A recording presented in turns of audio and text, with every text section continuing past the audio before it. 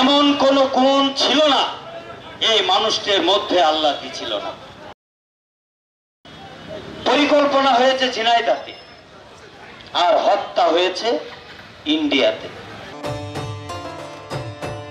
বক্তব্য দীর্ঘায়িত করব না, শুধু বলতে চাই, পরিকল্পনা করে তোমরা কাকে হত্যা করেছ?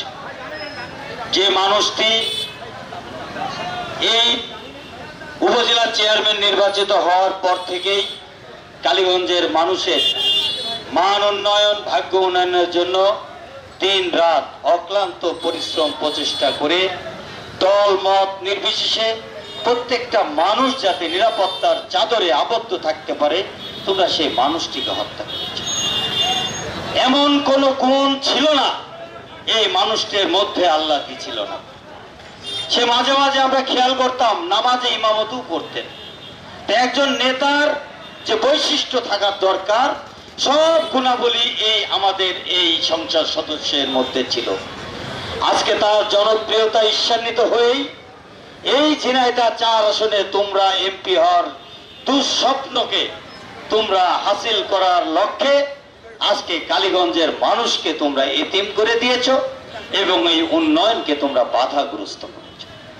আজকে আমরা দেখতে পাচ্ছি পরিকল্পনা হয়েছে ঝিনাইদহে আর হত্যা হয়েছে ইন্ডিয়াতে। হত্যা, এমন নৃশংস হত্যা পৃথিবীতে আর একটি ঘটেছে বলে আমাদের জানা নাই।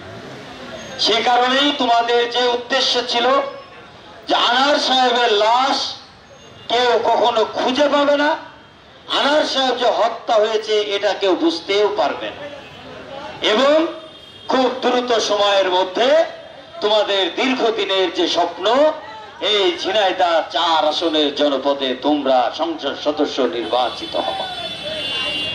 আজকে আল্লাহর রহমত, আল্লাহরও তো একটা খেলা আছে।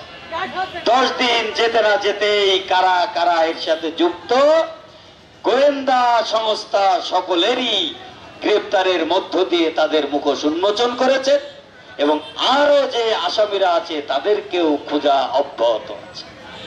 আজকে আমরা লক্ষ্য করছি ঝিনাইদহে এক খুনির পরিকল্পনার মূল হোতাকে ছাড়ানোর জন্য বিভিন্ন ভাবে মানববন্ধন, মিছিল, মিটিং করে বেড়াচ্ছে।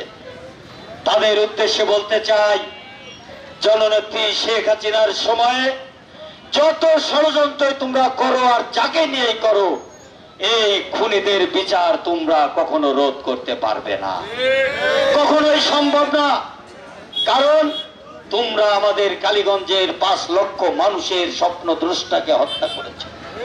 যে মানুষটি সকাল থেকে রাত গভীর পর্যন্ত এই এলাকার প্রত্যেকটা মানুষের সুখে দুঃখে, বিপদ আপদ, সুবিধা অসুবিধা সবকিছু নিরসন করত, তোমরা সেই মানুষটিকে হত্যা করেছো। তোমরা সেই মানুষটিকে হত্যা করেছো যে মানুষটি এই ঝিনাইদহ 4 নির্বাচনী এলাকার যেখানে যে মৃত্যুবরণ করুক তার বাড়িতে গিয়ে সান্ত্বনা, তার জানা যায় শ্মশানে গিয়ে তার সৎ কাজের সাথে সম্পৃক্ততা ছিল। সেই মানুষটিকে হত্যা করে আজকে আমাদের এই কালীগঞ্জবাসীকে তোমরা সেবা থেকে বঞ্চিত করেছো। আজকে সেই খুনি